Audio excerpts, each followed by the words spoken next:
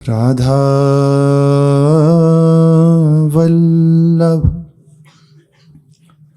श्री हरिवंश। राधा वल्लभ श्री हरिवंश।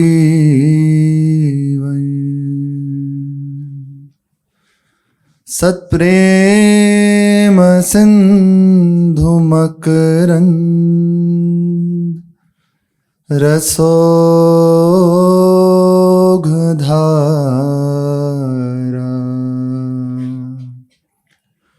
सारानजस्रमभित श्रवदाश्रिते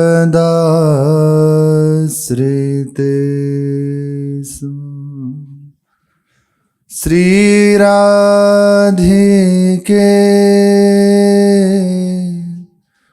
तव कदा चरणारविंदं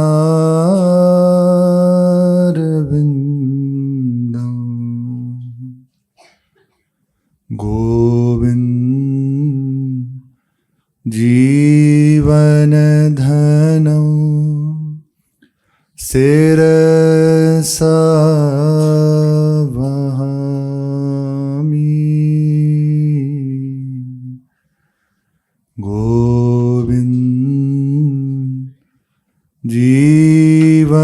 जीवनधनं शिरसा वहामि।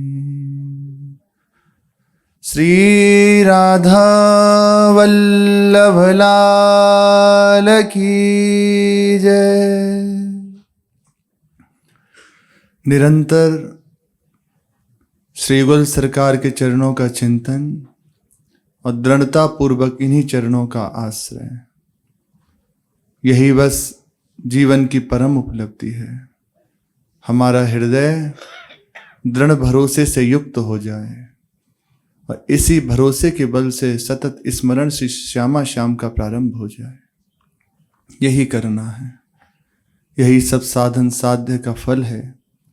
अखंड स्मृति अपने आराध्य देव की और दृढ़ विश्वास उनके चरणों का। जिस परिस्थिति में वे रखें, जिस स्थिति में वे रखें, उसमें रहते हुए मंगल मनाते हुए सदैव उनकी सेवा करते रहें, उनकी याद में रहें। बस यही करना है। और ये बल मिलता है हमें भक्तों के संग से, महापुरुषों की कृपा से। उनके जब हम चरित्रों का श्रवण कथन करते हैं, उनको सुनते हैं, तो निश्चित रूप से ये विश्वास हमारे हृदय में जागृत होने लगता है। जब उनकी हम जीवनचर्या देखते हैं, जीवन शैली देखते हैं कि विपरीत परिस्थिति में भी वैसे ही प्रभु के चरणों का आश्रय और उन्हीं के भजन में लगे रहते हैं, तो हमारा हृदय उत्साहित होकर प्रभु की ओर दौड़ पड़ता है कि मैं भी प्रभु को प्राप्त करूंगा। हर स्थिति से लड़ने का बल प्राप्त हो जाता है भक्त कृपा से। इसलिए प्रियादास जी कहते हैं, बिना भक्तमाल भक्ति रूप अति दूर है। भक्तमाल जी, भक्तों का सानिध्य, भक्तों का चरित्र महामहिमाशाली है। जो भक्तों के संग रहते हैं, भक्तों के चरणों का आश्रय लिए हैं, निश्चित मानिए उनका मार्ग बिल्कुल सरल है। उनके मार्ग में कहीं भी कोई रुकावट नहीं आ सकती। वो हंसते खेलते प्रभु को प्राप्त कर लेते हैं।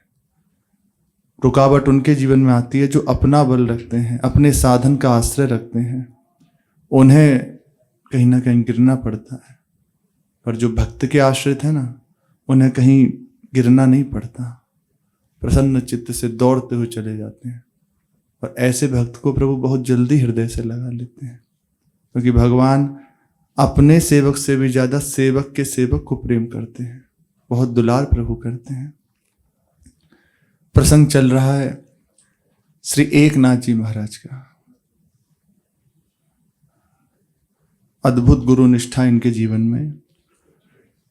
इसी गुरु निष्ठा के प्रभाव से लाखों जीवों का मंगल कर रहे हैं, उनके पाप ताप को समन कर रहे हैं, प्रभु की प्राप्ति का मार्ग उनके प्रदान कर रहे हैं। इसी के प्रभाव से भगवान भी अधीन हो गए। ऐसा दिव्य जीवन श्री एकनाथ जी महाराज का। पैंठर ग्राम में एक वैश्या रहती थी। कभी कभी एकनाथ जी महाराज के यहाँ वो आती, उनका दर्शन करती, कीर्तन सुनती और चली जाती। ये है उसके कोई ना कोई पूर्व जन्म का संस्कार, कोई भगवान की विशुद्ध कृपा का प्रभाव, कोई उसके सुकृत, ये सब मिले और उसे संत का आश्रय मिल गया।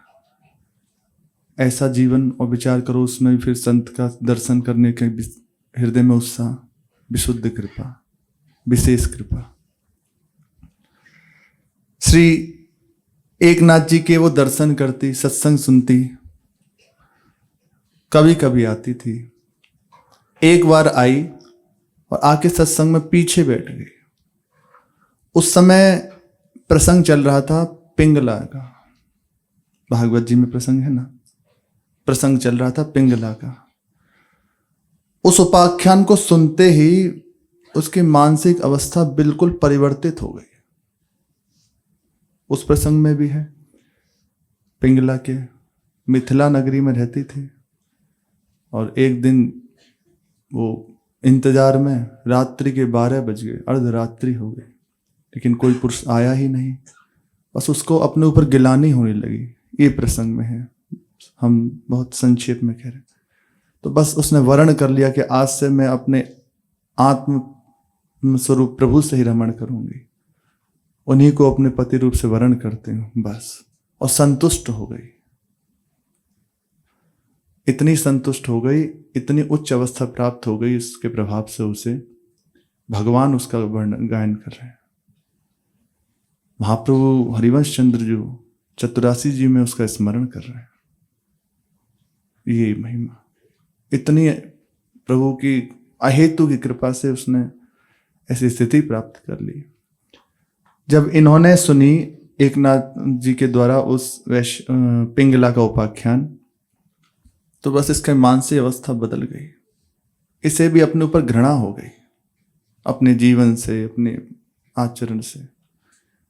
यही चाहिए, हृदय में ये स्वीकार हो जाए, हमसे कोई गलती हो जाए तो ये अंदर पश्चाताप प्रारंभ हो जाए कि मेरे से गलती हो रही है।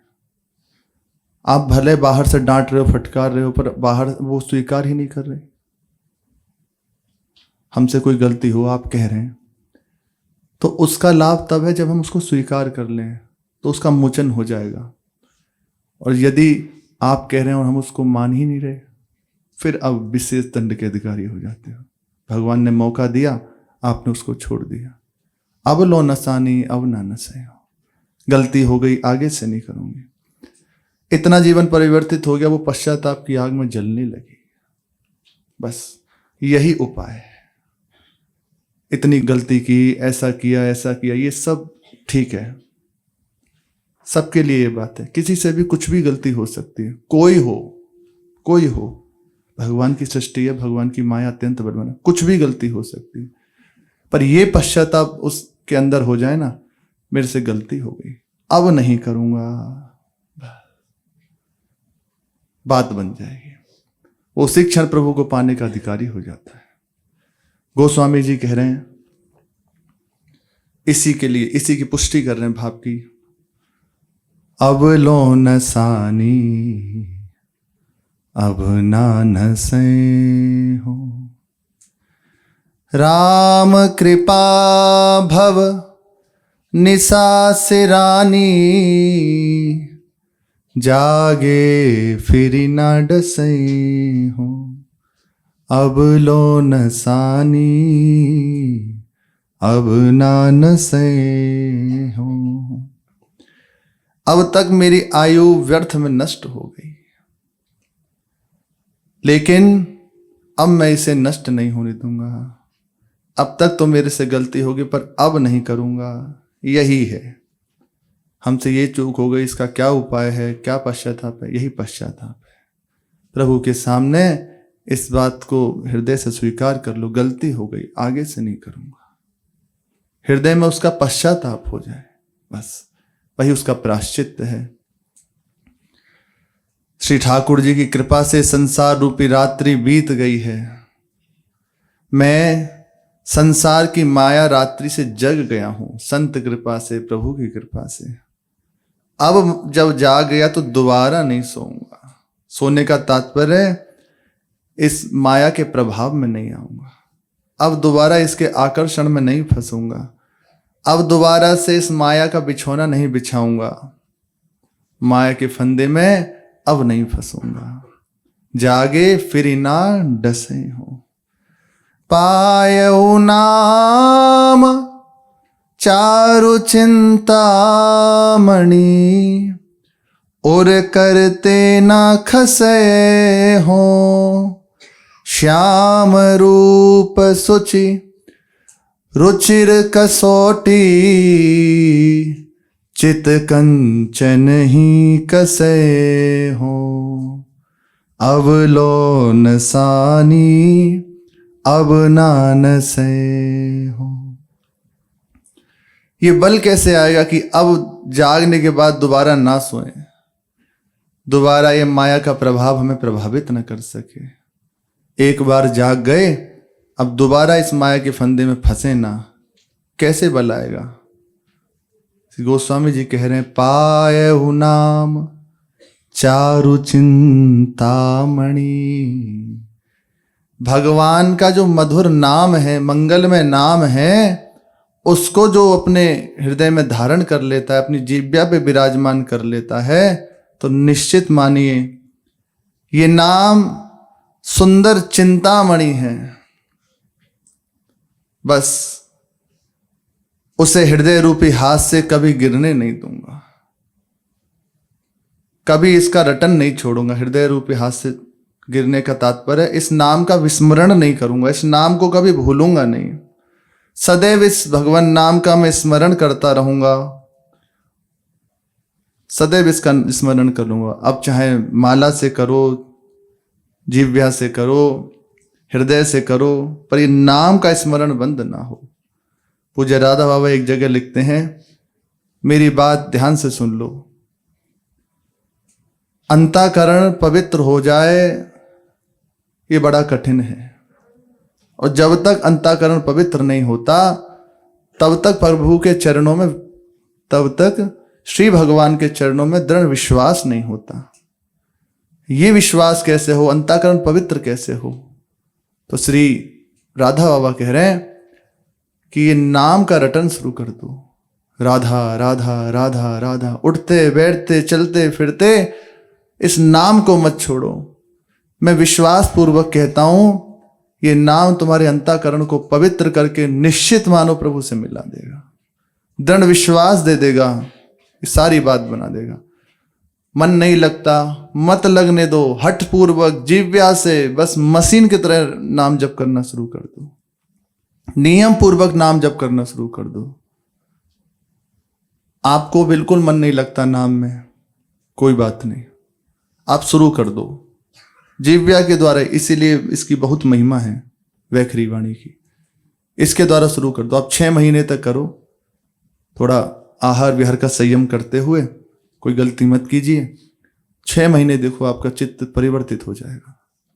6 महीने में निश्चित। बहुत नाम महिमाशाली है, ये तो 6 महीने बहुत ज्यादा बता दिए। यदि तन्मयता हो गई तो फिर कुछ ही दिनों में दिखने लगेगा। एकांत की वृत्ति, प्रभु का स्मरण, किसी से बोलना, ये आने लगी, भागवतिक सद्गुण आने लगेंगे। बहुत महिमाशाली ये नाम है। जैसे बने तैसे बस इस नाम को कभी छोड़ूंगा नहीं, यही है। और करते न खसे हो, नाम को नहीं छोड़ूंगा और सदैव श्री भगवान के चिंतन में इस श्याम सुंदर रूपी कसौटी पर अपने चित्त को स्वर्ण बनाकर कसता रहूंगा। सदैव अपने चित्त को इस चिंतन से युक्त रखूंगा, अपने प्रभु के चिंतन से, अपने प्रिया प्रीतम के चिंतन से, धाम के चिंतन से, हर समय सदैव इसी चिंतन से युक्त रहूंगा, कभी छोड़ूंगा नहीं। यही उपाय है माया के फंदे से बचने का। नहीं तो किसी की सामर्थ्य नहीं जो इससे बच सके। प्रभु का स्मरण, प्रभु का भजन यही बचा सकता है, वरना कोई और उपाय नहीं है। परवश जानी हस्यो इन इंद्रिन, निज वसु है ना हसे हो।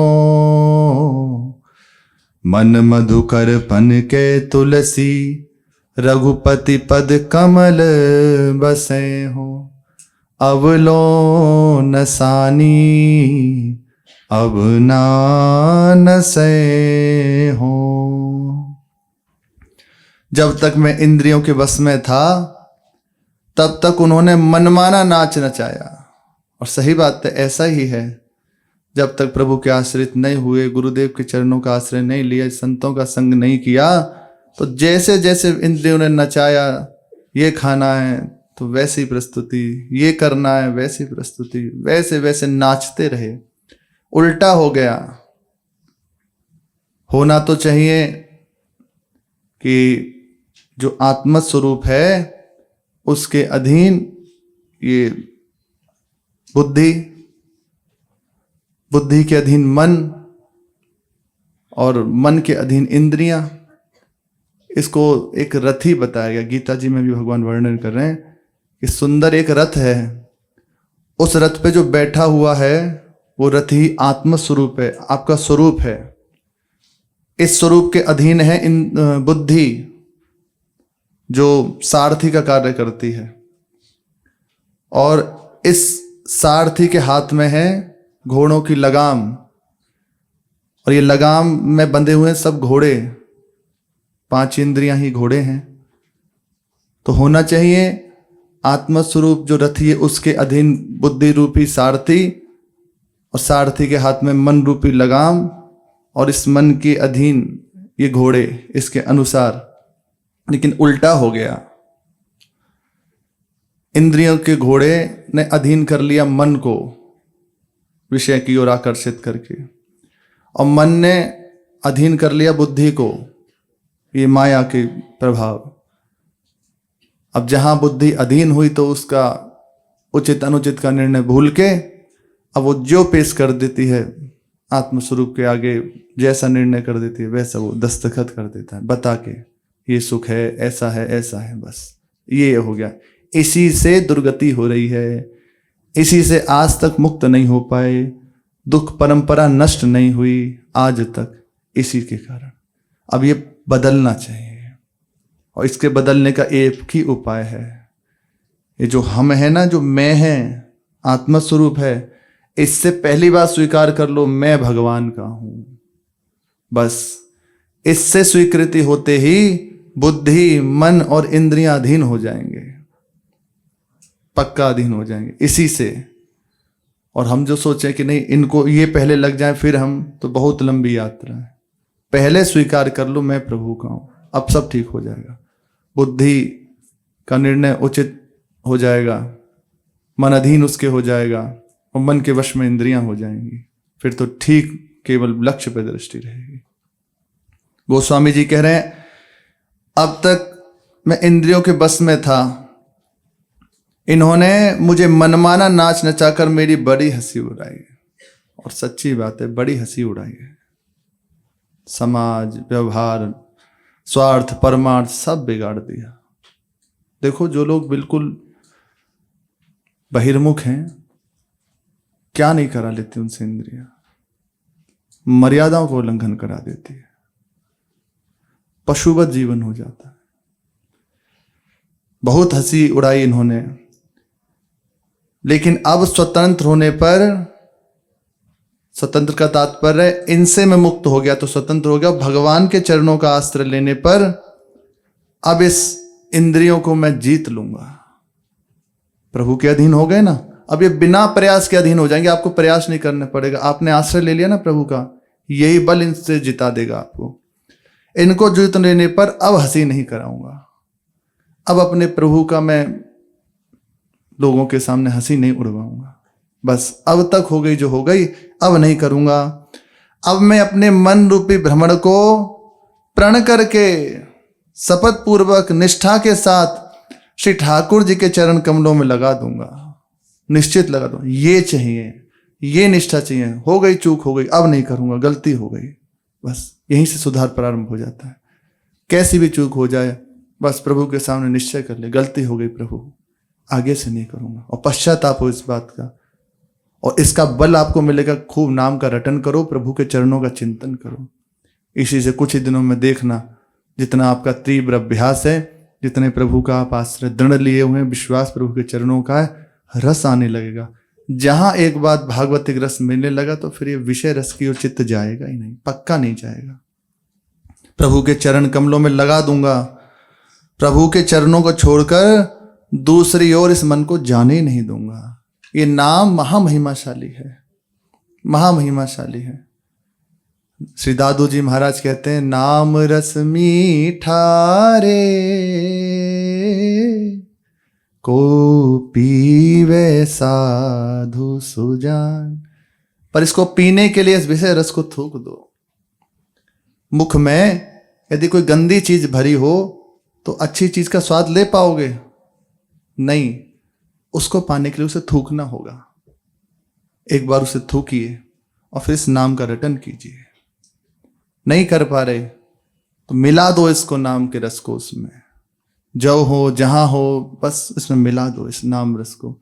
ये इतना महिमाशाली है, पक्का पूरा अधिकार अपना कर लेगा अंतःकरण पे। फिर बस जहां नाम का रस मिला तो आनंद घन उमग झर लागयो वैरी नाम वही। एक बार इस नाम का आस्वादन हुआ, फिर चित्त नहीं जाएगा इस प्रपंच में, फिर नहीं जाएगा। फिर तो भागवतिक रस के लिए चित्त दौड़ पड़ेगा, पक्का दौड़ पड़ेगा प्रभु के मिलने के लिए। गोस्वामी जी कह रहे हैं, बस प्रभु के चरण कमलों में ही इसे लगा दूंगा, कहीं और नहीं जाने दूंगा। इसमें अब बस प्रभु की कृपा से मुझे बल प्राप्त हो गया। अब तक गलती हो गई, अब नहीं होने दूंगा। श्री एकनाथ जी के सत्संग के प्रभाव से इसका भी जीवन परिवर्तित हो गया। हृदय में जलन होने लगी, बहुत पश्चाताप हुआ, बस, और चली गई अपने घर। वो सारे जो कर्म थे इसके सब छोड़ दिए, वैष्णवी हो गई। अब तो बहुत जल्दी जल्दी आने लगी, प्रायः रोज ही आती, दर्शन करती, कीर्तन सुनती और चली जाती। एक दिन की बात है, ये श्री एकनाथ जी के घर पे आई और आके बस बैठी थी। उस समय श्री एकनाथ जी महाराज स्नान करके आ रहे थे, तो आए, ये वहीं बैठी थी। उसने प्रणाम किया एकनाथ जी के चरणों में और रोते हुए विनम्र प्रार्थना की, महाराज क्या एक बार आप मेरे घर पधार सकते हैं? क्या एक बार आप अपने चरणों को मेरे घर पे पधरा सकते हैं? एक बार मेरे घर चल सकते हैं क्या? एकनाथ जी महाराज वो तो सब जनार्दन है इस दृष्टि से युक्त, क्यों नहीं, जैसी तुम्हें प्रसन्नता मिले, इसमें कौन सी बड़ी बात है, चलो अभी चलो। तो वैसे ही स्नान करके आए थे, बस ठाकुर जी को प्रणाम किया, वस्त्र धारण किया और चले गए, उसके साथ ही चले गए। इसका प्रभाव हुआ, जो उसका पाप ग्रह था, पाप निकेतन था, वो ऐसे मलिन आचरण और कोई भजन भावना नहीं, पाप ग्रह हो गया था। वो बहुत अपवित्र बताया गया है, बहुत अपवित्र बताया गया है। उसका जो ग्रह था वो नाम निकेतन हो गया, क्योंकि श्री एकनाथ जी महाराज के चरण पद गए और उनके रोम रोम से भगवान नाम स्फुरित होता था, रोम रोम से भगवान नाम स्फुरित होता। वो स्थान परम पवित्र हो गया, महामहिमाशाली हो गया। अब तो उसने चरण पकड़ के कहा, आप मुझे स्वीकार कर लीजिए। बार बार वो रोने लगी, तो श्री एकनाथ जी ने कहा, चिंता मत करो और जो हम कह रहे हैं उसको सुनो। तो भगवान नाम उसको प्रदान किया, राम कृष्ण हरि, ये नाम प्रदान किया और कहा, इसी का रटन करो, खूब इसका कीर्तन करो। इसी के कीर्तन से तुम्हारा जीवन पवित्र हो जाएगा, तुम्हें प्रभु की प्राप्ति हो जाएगी। परम वैष्णवी हो गई वो, और बस हर समय बस इसी कीर्तन को करती रहती, राम कृष्ण हरि जय जय, राम कृष्ण हरि, राम कृष्ण हरि जय जय, राम कृष्ण हरि, राम कृष्ण हरि जय जय, राम कृष्ण हरि। विचार करो एकांत भाव से, दैन्य हृदय, और हर समय इसी कीर्तन को करती रहती। इसी के प्रभाव से सारे मलिन संस्कार, पाप तो नष्ट हो गए उसके संत दर्शन से ही, अब जो अशुभ संस्कार थे उनका भी नाश हो गया। भगवत स्मरण प्रारंभ हो गया उसके हृदय में, अब तो नाम का स्वाद मिलने लगा। आप विचार कीजिए, ऐसे अंतःकरण वाली, ऐसे स्वभाव वाली को जब ऐसी गति प्राप्त हो सकती है, ऐसा जीवन उसका बदल सकता है, तो फिर जो प्रेम से भजन करते हैं, श्रद्धा से भजन करते हैं, जो अपने जीवन को पवित्र रखते हुए भजन करते हैं, तो उनको विलंब लगेगा क्या? अरे स्वयं भगवान उनके लिए तैयार रहते हैं, आगे से आगे उनको संभालने के लिए प्रभु स्वयं तैयार रहते हैं। हरिदास ठाकुर के प्रसंग में आता है, जब एक वैश्या उनको पतित करने के लिए आई, तो बस 3 दिन तक भगवान नाम कीर्तन सुना, उस नाम के प्रभाव से समस्त पाप संस्कार नष्ट हो गए, रोने लगी। तो श्री हरिदास ठाकुर ने कृपा की और उसी स्थान पे कहा कि यहीं भजन करो, और चले गए उस स्थान को छोड़ के, परम वैष्णवी हो गई और हरिदासी नाम पड़ा। हरिदासी उन्हीं की आश्रय से, उन्हीं की कृपा से हरिदासी नाम पड़ा और भगवान का भजन करते करते प्रभु को प्राप्त हो गई। अब इसका जीवन पवित्र हो गया। जो बाधा देते हैं ना भजन में, वो कुछ और नहीं होता, हमारे मलिन संस्कार ही हमें बाधा देते हैं। जो अनंत जन्मों के संस्कार हैं, पाप संस्कार हैं, वही भजन में चित्त नहीं लगने देते, वही बार बार विक्षेप देते हैं। इनसे निर्मल होने का एक ही उपाय है, प्रेम से प्रभु के नाम का रटन करो, कीर्तन करो, जप करो। करना चाहिए, जप करना ही चाहिए। कोई नहीं है, यदि समूह में मिलता है तो बहुत ही अच्छा है, पर नहीं है ना तो बस ऐसे ही ताली बजाते हुए राधा राधा बस प्रेम से करते रहो। आप देखो उसी समय हृदय भागवतिक होने लगेगा, आनंद अश्रु उमड़ने लगेंगे इसी के प्रभाव से, और बहुत जल्दी अंतःकरण पवित्र होने लगेगा। जितने जनों के कान में ये कीर्तन पड़ेगा ना, वहां तक सब पवित्र वातावरण हो जाएगा। नित्य महाराज जी ने तो एक बार आज्ञा भी की थी कि सब जन कम से कम 10 मिनट अपनी कुटिया में कीर्तन किया करें, इसमें ही समाय चित्त।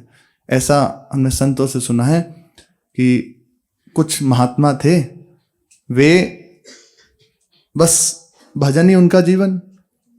उन्होंने एक समूह तैयार किया और निश्चय किया कि केवल भजन करेंगे, उसी में अपना जीवन बिताएंगे। तो 15-20 महात्मा एक जगह एकत्रित हुए, और ब्रज की ही बात है, एक स्थान को उन्होंने चयन किया और अलग अलग कुटिया सबकी। उसमें निश्चय हो गया कि सुबह से लेके वो सुबह 3 बजे से रात शाम के 6 बजे तक वो भजन में बैठते, और उसके बाद अपना थोड़ा आहार लिया। आहार के बाद सब एक साथ मिलकर कीर्तन करते थे, बस और कुछ नहीं। 6 महीने तक यही दिनचर्या रही। भगवान प्रकट हो गए, एक साथ सबको दर्शन हुआ। भगवान कह रहे हमसे, सत्य घटना है, भगवान कह रहे हैं हमसे वरदान मांग लो। बोले प्रभु वरदान, तो एक काम कीजिए, हमारी तरह आप भी हाथ उठाइए और जैसे हम नृत्य कर रहे हैं आप भी नृत्य कीजिए। प्रभु भी साथ में, उस ऐसा आनंद उस सब बड़ा कीर्तन का कि वे भी नाचने लगे। ये महिमा है, अधीन हो जाते हैं भगवान भक्त के, बस खूब अपने चित्त को लगा। इसी से पाप संस्कार नष्ट हो जाएंगे एकनाथ जी कृपा से, और इस नाम के प्रभाव से उसके जो अशुभ संस्कार थे ना, जिसकी वजह से बाधा होती है, मन नहीं लगता, विक्षेप होता है, ये सब ठीक हो गया। जिस समय मन ना लगे करे ना, मन इधर उधर भागे, तो जोर जोर से कीर्तन शुरू कर दे, राम कृष्ण हरि जय जय, राम कृष्ण हरि। ये कीर्तन बड़ा आनंद प्रदान करता है, बहुत बहुत सुख में है। मानो आपको लगता है कोई गाने का चल रहा है तो उसकी धुन में लगा दो, कोई भी धुन ले लो उसमें मिला दो। बड़े बड़े हैं ऐसे गाने हैं उसमें मिला दो, उसकी धुन में गाना शुरू कर दो, तो पूरा चित्त भागवतिक हो जाएगा।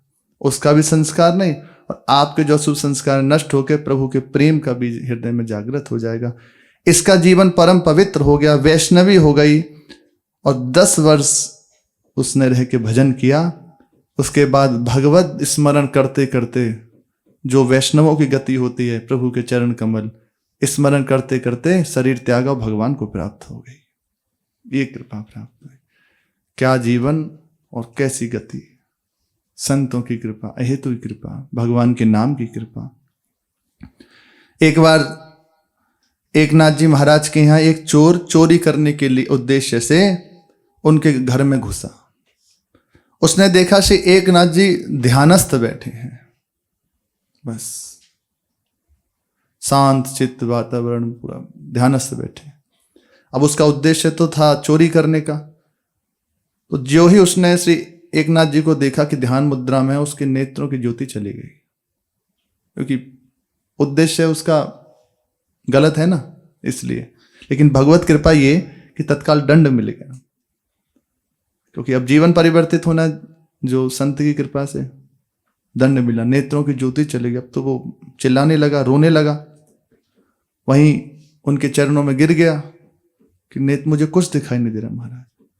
एकनाथ जी तो सहज कृपालु, ऐसे अपना कर कमल उसके मस्तक पे फेरने लगे, उसके नेत्रों पे फेरते रहे, वही भगवान नाम का जप करते हुए राम कृष्ण हरि ऐसे करते हुए उसके नेत्रों पे अपना कर कमल फेरा। पुनः उसकी नेत्र ज्योति वापस आ गई। अब तो बस बड़ा लज्जित हुआ, कुछ कह नहीं पाया, बस ऐसे बहुत दैन्य होकर उनकी ओर देखने लगा। एकनाथ जी ने कहा, तुम्हें कपड़ा लत्ता चाहिए, अन्य अन्य वस्तु चाहिए, ले जाओ, ये सब ले जाओ, आप तुम्हारे किसी उपयोग में आ जाएंगी ना, ले जाओ, तुम्हें आवश्यकता होगी। और एक हाथ में उनकी अंगूठी थी, उसे भी ऐसे उसके सम्मुख रख दिया, ये भी ले जाओ। अब तो वो बड़ा विकल होकर रोने लगा, महाराज मैं बहुत पापी हूँ, क्षमा कर दीजिए, चरण पकड़ लिए। उस दिन से बस उसने चोरी करना छोड़ दिया और श्री एकनाथ जी के कीर्तन में आने लगा, जीवन परिवर्तित हो गया। ऐसे अनेकों उनके दिव्य चरित्र हैं। उसी दिन से उसने अपना जो पाप कर्म था वो छोड़ा और भगवान का भजन करने लगा। एकनाथ जी भगवान की, ये सब भगवान की सेवा है। वैश्या का उद्धार किया, कितनी सहनशीलता, ठाकुर जी की सेवा, संतों की सेवा, सब भगवान की सेवा है। भगवान की ऐसी निरुपम सेवा करते, उपमा रहित, कि उनका संग प्राप्त करने के लिए भगवान भी अधीर उठ हुए। भगवान के मन में आई कि हम भी चलें, हम अपने भक्त की सेवा करें, क्योंकि भगवान स्वयं भक्तों के अधीन हैं। भगवान स्वयं गाते हैं, मैं हूं भक्तन को दास, भगत मेरे मुकुट मणि। और भगवान ब्राह्मण वेश धारण करके और एकदम बिना नहाए धोए, ऐसे ही सीधे आके काला रंग बिना नहाए धोए और आके दरबार पे खड़े हो गए। पर भगवान भगवान है, उनका तेज कैसे भी रूप में आए तो वो सुंदर ही लगते हैं। किसी रूप में आ जाए, भगवान सूकर रूप में आए तो देखो विशेष सूकर हैं, भगवान नरसिंह रूप में आए तो देखो, पर भगवान भगवान है, जो रूप धारण कर लें। कच्छप रूप धारण किया तो देखो कच्छप रूप, मत्स्य रूप धारण किया तो वे देखो, वराह रूप धारण किया तो आप घृणित दृष्टि से थोड़ी देखोगे। पूजा की जाती है उनकी, वराह भगवान की पूजा की जाती है, नरसिंह भगवान की पूजा की जाती है, मत्स्य भगवान की पूजा की जाती है। सब रूपों में भगवान पधारे हैं। पर ये प्रेम का विषय है। हमारा चित्त पूर्ण रूपेण श्री सुंदर सांवरे सरकार इनमें लग गया तो उनके भी उपासक हैं। किसी भी रूप में पधारे वो हैं सुंदर। अब इस मलिन वेश में पधारे, ब्राह्मण वेश में, और मलिन काला रंग बिल्कुल, तो आके खड़े हो गए। एकनाथ जी ने पूछा, कहिए महाराज आप कैसे पधारे हैं? तो भगवान ने कहा, मैंने आपका नाम बहुत सुना है, आपका नाम सुन के मैं आया हूं। इच्छा हुई कि आपके साथ अखंड समागम किया जाए, आपका संग प्राप्त किया जाए। भगवान कह रहे हैं, भगवान कह रहे हैं, उपासक नहीं कह रहा, भगवान कह रहे हैं कि आपका संग का लाभ लिया जाए, आपका संग प्राप्त किया जाए। यह है भजन की महिमा, यह है भक्त की हृदय की अवस्था। इतने प्रभु अधीन हो गए, भगवान कह रहे हैं आपका संग करें। कभी दूर थोड़ी रहते हैं, हर समय रहते हैं, लेकिन प्रकट रूप से सेवा करने के लिए आ गए, प्रकट रूप से। ये भक्त की महिमा है। नाम बड़ा महिमाशाली है, बहुत महिमाशाली है, बहुत महिमाशाली। राजस्थान में एक संत हुए हैं, बस हरे कृष्ण कृष्ण कृष्ण हरे हरे, हरे राम राम राम हरे हरे, इस मंत्र का जप करते थे और एकांत रहते थे, किसी से नहीं मिलते थे, किसी से नहीं मिलते थे। एक कुटीर को बस अंदर से बंद करके वहीं बैठे रहते, कभी मधुकरी मांगने नहीं जाते, कुछ खाते पीते नहीं, बस वहीं बैठे रहते और बस इसी जप को करते रहते। इसी से ऐसा प्रभाव था वहाँ, ऐसा कहते हैं वहाँ कितने करोड़ उन्होंने जप किया, उसका प्रभाव थे कि पवित्र अंतःकरण वाले को वहाँ लीलाओं का दर्शन होने लगता। और कैसे महात्मा ने दर्शन किया भगवान का, उनकी लीलाओं का गाया सुना। नाम के प्रभाव से उन्हें भगवान ही प्रेम करने लगते, भगवान उनकी सेवा करने लगे।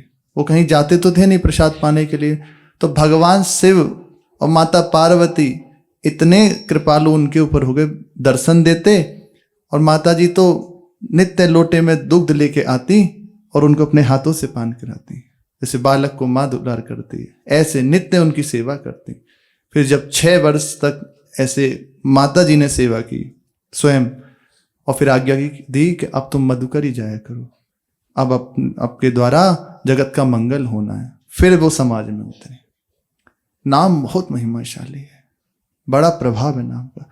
इसी के प्रभाव से श्री भगवान कह रहे हैं मैं आपका समागम प्राप्त करने के लिए आया हूं, साथ ही आपकी कुछ सेवा भी कर लूंगा। इसी के उद्देश्य से, इसी के लोभ से आया हूं। मैं सदैव से ही साधु जनों का सेवक हूं, मुझे कोई वेतन नहीं देना पड़ेगा आपको। ऐसा मत समझिए कि इसको रख लिया तो वेतन देना पड़ेगा, उसके लिए आप निश्चिंत रहें, मुझे कोई वेतन नहीं चाहिए। केवल उधर पूर्ति हो जाए इतना ही पर्याप्त है, बस पवा दिया करना, और हमें कुछ नहीं चाहिए। खिला पिला दो। हमारे ब्रज के ठाकुर खाने पीने के शौकीन हैं, उन्हें और कुछ ज़्यादा कुछ नहीं चाहिए। बढ़िया पोशाक नहीं उसमें भी चल जाएगा, बढ़िया सिंगार चल जाएगा, बस बढ़िया खिलाओ पिलाओ और उनको खूब गायन करो, उनको रिझाने की वो है बस। उनके सामने सुंदर सुंदर भोग हो और बढ़िया गायन हो, बस ये 2 चीजें, राग और भोग की सेवा है अपनी। इसी से वो बड़े प्रसन्न हो जाते हैं। पर सबसे बड़ी इससे भी एक बात, ये तो एक प्रकट की होगी, भाव के प्रभु भूखे हैं, प्रभु को भाव ही चाहिए। बाकी सब तो आपकी सामर्थ्य की बात है, जितना आप कर सकें, लेकिन भाव, जितना भाव है, कुछ नहीं है। भाव का भूखा हूं मैं, भाव ही एक सार है, भाव से मुझको भजे तो भव से बेड़ा पार है। ये भाव के प्रभु भूखे हैं। कह रहे हैं हमें बस उदर पूर्ति करा देना, यही पर्याप्त है। आपकी सेवा करने की मुझे हार्दिक इच्छा है। बड़ा सुंदर इसका एक पद है, मैं तो हूं भक्तन को दास, भगत मेरे मुकुट मुनि, मैं रीझूं एक चुल्लू जल से। बहुत सुंदर है, कल गायन करेंगे अगर श्री जी का विधान हुई, इच्छा हुई तो, जैसे श्री जी की इच्छा। शेष चर्चा आगे। श्री राधा वल्लभ लाल की जय।